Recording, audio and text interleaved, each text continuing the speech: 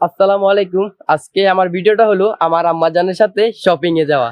মূলত আম্মাজানের সাথে শপিং এ যাওয়া কেন বলতাছি, কারণ আমাদের মতলব বাজারে কি দোকান আছে, দোকান থাকার কারণে আমরা আম্মাজানের সাথে বা ফ্যামিলিগতভাবে কোনো সময় আমি মার্কেট করি নাই, আমি দোকান থেকে নিয়ে আসতাম।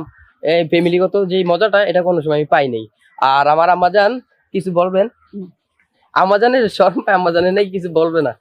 আর আমার ভিডিওটা এই পর্যন্তই, কারণ আম্মাজান লজ্জা পাইতেছে, আম্মাজান এই ক্যামেরার সামনে আসতে চায় না, আমি জোর করে আনছি। মা শব্দটা ছোট হলেও মায়ের ব্যাখ্যা দেওয়াটা বড় কঠিন। মা আমাদের ছোট থেকে বড় করে স্বার্থ ছাড়া। এখন আমরা এসব কথা বাদ দিয়ে সামনের দিকে আগাই। আমরা চলে আসলাম মার্কেটের সামনে। মার্কেটে এখন আমরা ঢুকমু।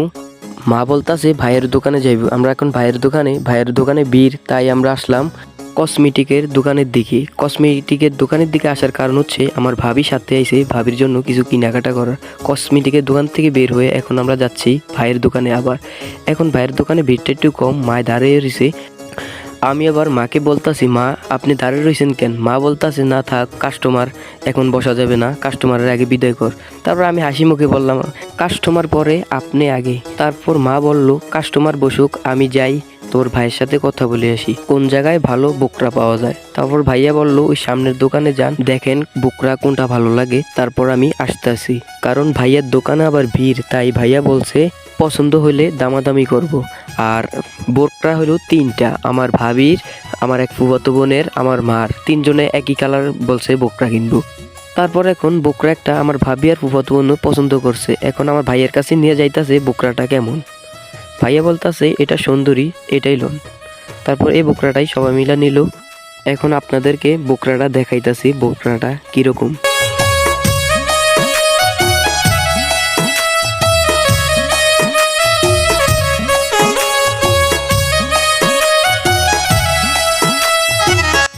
এখন মায়ের বোকরার সাইজটা মিলাইতাছে, মায়ের বোকরাটা লাগতেছে কিনা সেই সাইজটা দেখতাছে।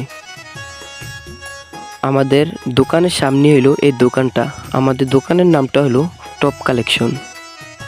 এখানে আবার আমার হাসি থামতাছে না, কারণ আমি আবার অনেক বছর পর আমার মার সাথে শপিং করতে আসছি। তাই এখন ওনারা অন্য জায়গায় যাইব একটা জামা কেনার জন্য। আমিও হাঁটতে হাঁটতে ওনাদের সাথে যাইতেছি।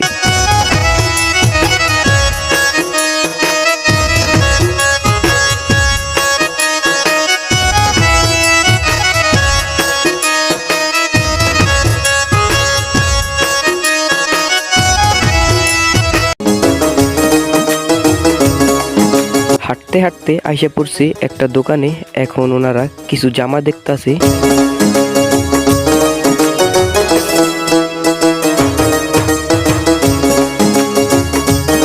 কিছুক্ষণ জামা দেখার পর এই জামাটা পছন্দ হয়েছে, এখন এই জামাটাই নিবে।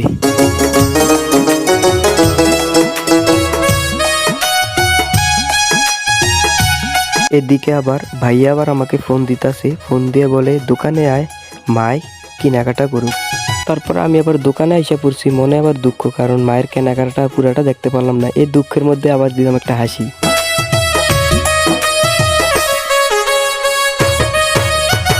আল্লাহ হাফেজ। আমার ভিডিওটা এই পর্যন্তই ছিল। আপনাদের সবাইকে অসংখ্য ধন্যবাদ।